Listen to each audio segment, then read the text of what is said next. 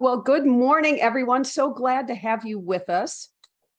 And thank you so much, Jonathan, for joining us. We had a lot of people who signed up for this today, 140 or something, who are very interested. Yeah.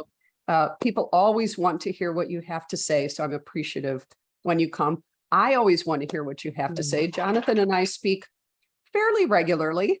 Thank goodness we will tell you a little bit about Jonathan's phone consultation system at the end, but I highly recommend it, folks, because it's really having security in your pocket. So as a practice owner, I always feel better when I can pick up the phone and say, this wacky thing is happening. What do you think? Or what do we do? And you've got an answer for us. So I appreciate it. So good morning, folks. This is going to be about audit-proofing your notes today. If you're not familiar with Jonathan, let me tell you a little bit about him, and then Deanna will tell us some housekeeping pieces. So Jonathan Nye is a partner in Nye Law Group.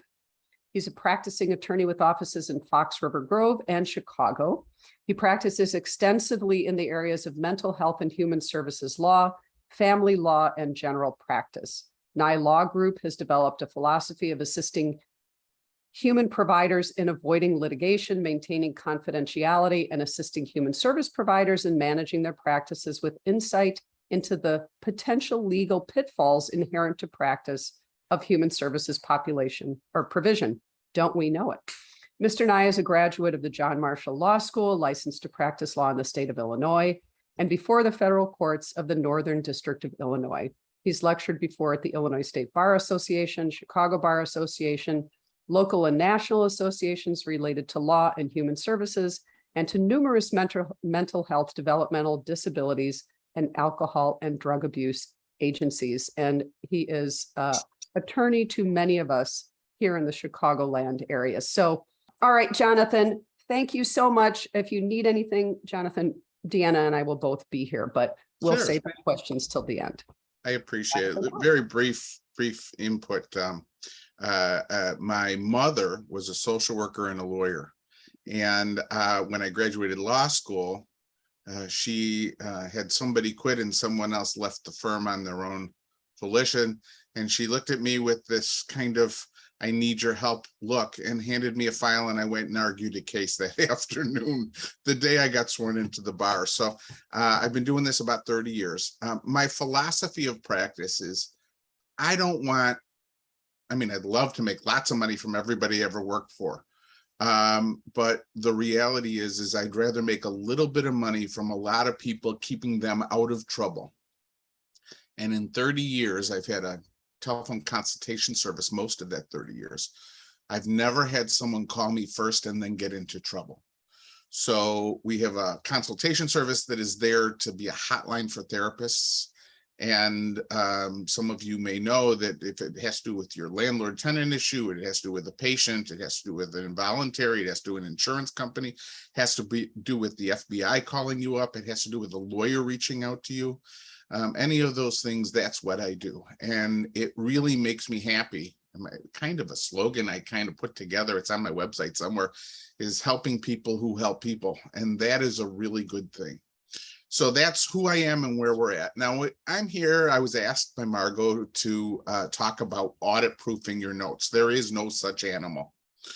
You can't audit-proof it. But what you can do is you can have a sense of understanding about what records are in mental health services, how, when, and under what circumstances you can disclose them, what should be in those records to an extent, why we have records in the first place. There are lots of options with regard to record keeping.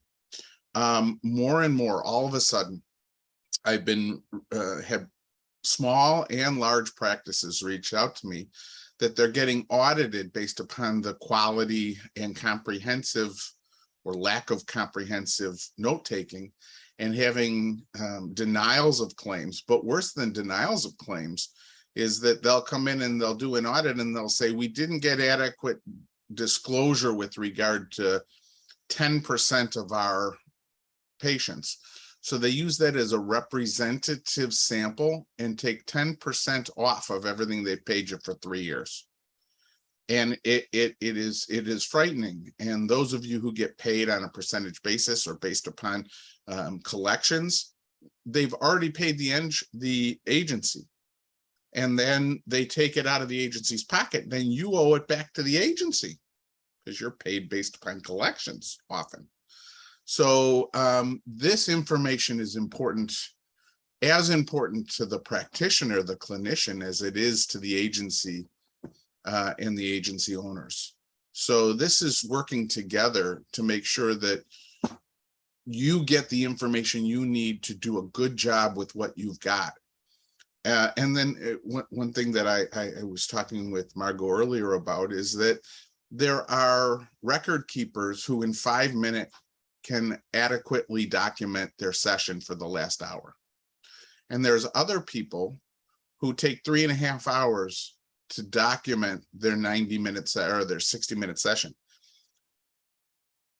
My favorite line is, don't let the pursuit of perfection get in the way of productivity, but don't let the fear of not being perfect get in the way of doing anything. So it's very important to not get bogged down in the prospect of what you have to do and make sure that you just plain get it done. Okay, so hopefully this will work. Okay, the law in every aspect of our world is really a definition. It's a definition of what is acceptable and expected behavior. We have Old English law, which I'm trying to represent with the old books. We have the concept in the United States and England about precedent, old law, and how courts determine those cases, supplement the law and become what's called common law.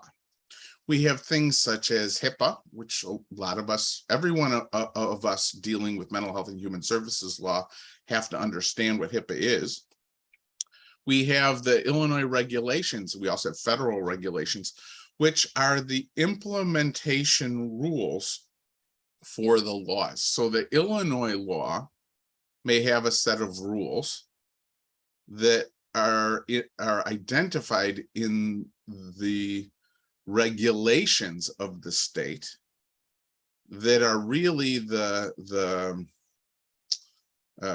how-to, the roadmap to get it done. Statute is pretty broad. The rules are very concise.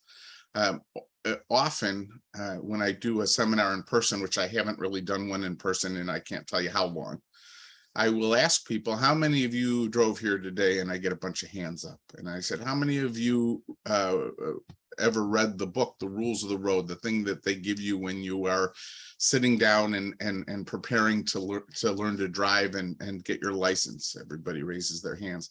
And then I'll say, how many of you complied with each and every rule of the road on the way here today? And all the hands go down, but one always goes up. And I always point that person out, and it's kind of a joke. Sometimes I have a shill if nobody puts their hand up. They have somebody put their hands up. But what I'm trying to say is that you cannot provide mental health and human services and always comply with the rules. So if you're going to deviate from those rules, you need to know what the rights and obligations are, what the rules are, and the potential results of a violation of those rules. And if you work for an agency, before you deviate from any of those rules, you have to talk to the practice owner or the clinical director or whoever it is in charge, and have them confirm that your intentional deviation from the rules is authorized. Because if it's not authorized, you could be hung out to dry. And I never want you to be hung out to dry. Now, this is an old picture I've been using for years. And I used to say, can you guess which one is me? And none of them. I never had that good a hair. But confidentiality is important. It's the most important thing when it comes to records. And the reason why the way record keeping has developed is really because of the concept of record keeping. Way back